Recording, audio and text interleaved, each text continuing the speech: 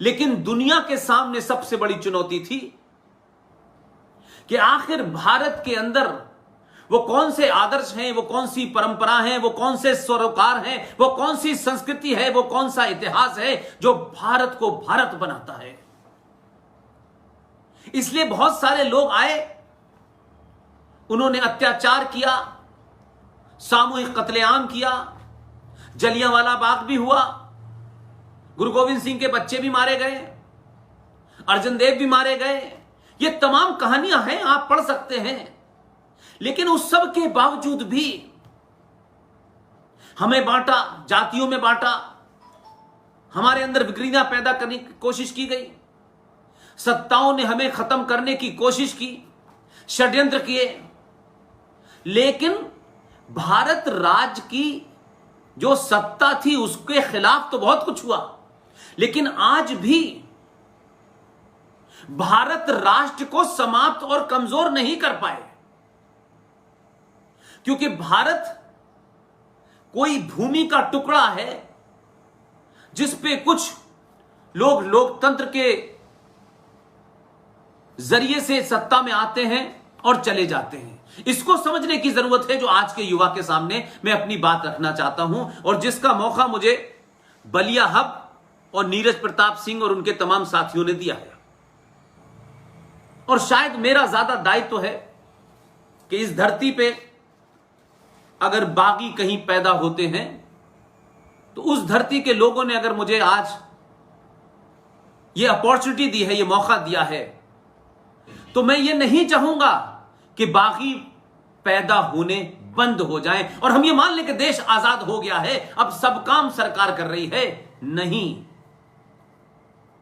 ये बागियों के पैदा होने का सिलसिला जारी रहना चाहिए। लेकिन अब सत्ता के खिलाफ का संघर्ष हमारा संघर्ष नहीं है। हमें 70 साल में यह बोध हो गया कि यह हम किसके खिलाफ लड़ रहे थे। हम समझते हैं कि सत्ता पे किसी को हटा दिया, यही हमारी सबसे बड़ी कामयाबी है। यह आजादी से पहले तो हो सकता था कि विदेशी आक्रांता आए थे, चाहे वो ईसाई के रूप में आए हों, चाहे इस्लामिक आक्रांताओं के रूप में आए हों, वो तो आपने सत्ता से हटाया। लेकिन जो चले गए हैं उन लोगों की जो अप्रत्यक्ष रूप से भारत के अंदर संतानें हैं, जो सोच को जिंदा रखते हैं, जो 1400 साल पहले टेंट में कोई मजहब पैदा हुआ था, उसकी उस सोच को जिसके अंदर मानवता का कोई जगह नहीं है, जो इस आजाद भारत के अंदर एक साथ 800 साल इस्लामिक आतंकवादी मुगलों से जो लोग लड़ते रहे, इसके बावजूद भी उनके वारिसों ने जो अपना ठेका लेके बैठे हैं कि हम उनके वारिस हैं, वो आज भी इस देश में फिल्म बनाते हैं मुगले आजम और उनको ग्लोरीफाई करते हैं कि वो कितने महान थे। तो आपने सत्ता से ईसाइयों को हटा दिया, सत्ता से मुगलों को हटा दिया, लेकिन सबसे बड़ी बात है कि वो सोच आज भी मौजूद है। इस सोच के खिलाफ बगावत करनी है। इस सोच को अगर आपने नहीं मारा तो सरकार चली जाएगी, दूसरी आ जाएगी, लेकिन ये राष्ट्र धीरे धीरे कमजोर होगा तो फिर दोबारा से वो ताकतें जो आपके इस पूरी ताकत को कब्जा करना चाहती हैं, वो ईस्ट इंडिया कंपनी के रूप में आई थी, कुछ तिजारत करने यहां आतंकी आए थे, वो इस तिजारत के माध्यम से आज भी भारतीय जनमानस को, आज भी भारत की अर्थव्यवस्था के माध्यम से आपके अपने मूल परंपराओं और आदर्शों का उपहास करते हैं और एक ऐसी नस्ल पैदा कर रहे हैं कि अगर सुशांत राजपूत आत्महत्या कर ले तो इस पे बातचीत न हो। अगर बनारस में, अगर मथुरा में आक्रांता इस्लामिक जिहादियों ने मंदिरों को तोड़ के मस्जिद बना दी थी, उस पे बात न करें। दिल्ली में 58 सड़कें मुगलों के नाम से हैं, उस पे बात न करें, क्योंकि उस पे बात करना गैर धर्मनिरपेक्षता को खतरा हो जाएगा। और यह धर्मनिरपेक्षता का पूरा पाखंड इसलिए बनाया गया क्योंकि सत्ता पे लालची लोग बैठे थे और इस्लामिक जिहादियों का जो एजेंडा था वो धीरे धीरे आपके अंदर ऐसा बना दिया गया कि आप अपने आप से कुंठित हो गए, अपने इतिहास से कुंठित हो गए। और सत्ता ने व्यवस्था ऐसी बनाई जिसमें महाराणा प्रताप नहीं है, जिसमें बाबर है, रांगा सागा नहीं है,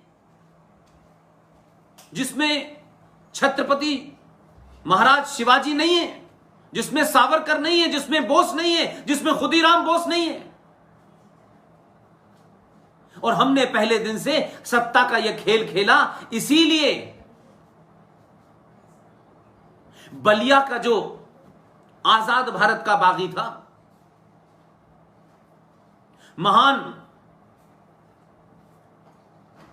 एक आदर्श पुरुष, उन जयप्रकाश ने जाति तोड़ों का भी आंदोलन चलाया था। वो जानते थे कि ये सनातन के मानने वाले लोगों को कैसे सत्ताओं ने ऐसे भ्रमजाल में फंसाया है कि न सिर्फ वो अपनी पहचान को भूल गए, अपने आदर्श को भूल गए, और सत्ता के इर्द गिर्द रहने की वजह से आपको यह बोध नहीं हुआ। और इतिहासकारों ने इतिहास के अंदर, आपकी संस्कृति के अंदर ऐसा एक एपरेटस तैयार किया जिसमें इस दो देश को तोड़ने के लिए अल्लाह से दुआएं की जा रही हैं। इस देश को जिन्ना वाली आजादी चाहिए। इस देश में औरंगजेब वली अल्लाह है। इस देश में सनातनी परंपराओं को, उनके आदर्शों का मखौल उड़ाया जाए। आज की जनरेशन को वो तमाम गलत बातें बताई जाएं जिससे उसके अंदर का वो पुरुषार्थ जो आपके हजारों सालों पुराने ऋषि मुनियों के तपस्या से पैदा हुआ था वो समाप्त हो जाए। अलग अलग विचारधारा के नाम पर सनातन के लोगों को बांटो, ऊंच नीच में बांटो, जातियों में बांटो। इसके खिलाफ भी स्वर्गीय जयप्रकाश नारायण ने मुहिम चलाई थी। लेकिन एक घटना है जो मुझे बार बार कोंदती है, और क्योंकि आज आपने मौका दिया और स्वर्गीय जयप्रकाश नारायण आपकी धरती से पैदा हुए हैं और उन्होंने देश का नेतृत्व किया है, उनके सिलसिले में एक बात बताना चाहता हूं। यह आजाद भारत में हुआ है, इसलिए मैंने कहा कि बलिया के लोगों का जो बाकी मिजाज है वो जिंदा रहना जरूरी है। लेकिन इस बार यह बागी मिजाज किसी सत्ता के खिलाफ नहीं होगा। सत्ता के ऊपर नुक्ताचीनी करिए, यह सत्ताओं को हटाने और बिठाने का खेल नहीं होगा। असल लड़ाई क्या है? क्योंकि अगर आपने उस पर ध्यान दिया और उसे मजबूत कर दिया तो मैं आपको पूरे यकीन से कह रहा हूं, जो मेरा अनुभव है, जिन्हें मैंने दुनिया की पॉलिटिक्स को देखा है, जिस दिन भी इस देश में युवाओं ने राष्ट्र और राज्य के बीच में फर्क करके राष्ट्र के साथ खड़ा होना शुरू कर दिया, उस दिन सत्ताओं पे बौने नहीं बैठेंगे। राष्ट्र मजबूत होगा तो राष्ट्रवादी मजबूत होंगे, और जब राष्ट्रवादी मजबूत होंगे तो सत्ता पे भारत तेरे टुकड़े होंगे इंशाअल्लाह। इंशाअल्लाह हमें चाहिए जिन्ना वाली आजादी, हमें चाहिए बुरहान वानी आजादी, हमें चाहिए अफजल गुरु वाली आजादी। ये पूरे देश में जो माहौल बनाया जा रहा है, ये लोग छुप जाएंगे नहीं, भाग जाएंगे।